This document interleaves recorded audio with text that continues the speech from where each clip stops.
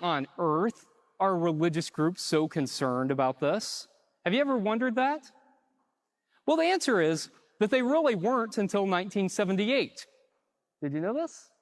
That in the 1970s, after Roe v. Wade became law in 1971, the Southern Baptist Convention, the most conservative evangelical group in the United States, passed 4 resolutions in favor of a person's right to choose.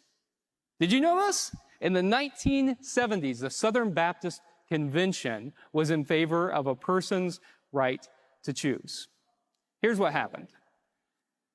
When Brown v. Board of Education became law, which made it illegal to segregate schools, white folks, especially white folks in the South, began to put their children in private Christian schools.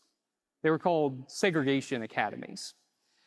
And that way, their good little white children didn't have to learn with children of color.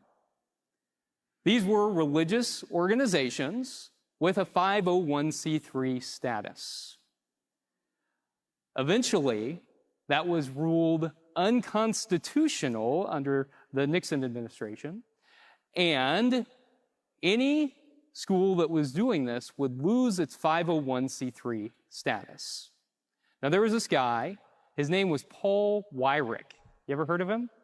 He was a political strategist, and he was all in favor of using the segregation issue to get white, conservative, Southern evangelicals out to vote.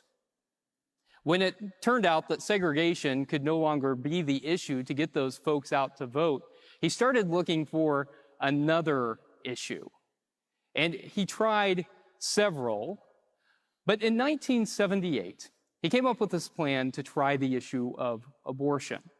And he identified 4 midterm elections.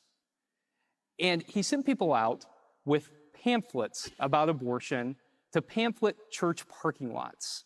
And so they went to church parking lots, and in these close elections with Democratic incumbents and very conservative, anti-reproductive health Republicans running in very low voter turnout races, that strategy worked. And in all 4 of those elections, those anti-reproductive health candidates won the election. And they realized that abortion was an issue that would get people out to vote.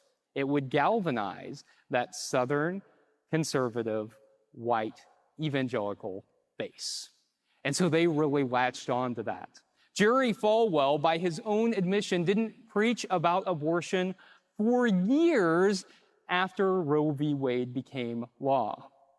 But in 1978, Paul Weyrich recognized that this was the issue, and so he helped Jerry Falwell found the moral majority. In fact, Paul Weyrich coined the term moral majority.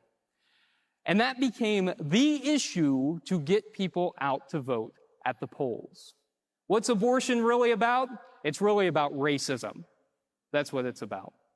That racism was no longer an acceptable cause to rally around to get people to the polls. Because being anti-reproductive health simply isn't biblical and it isn't faithful.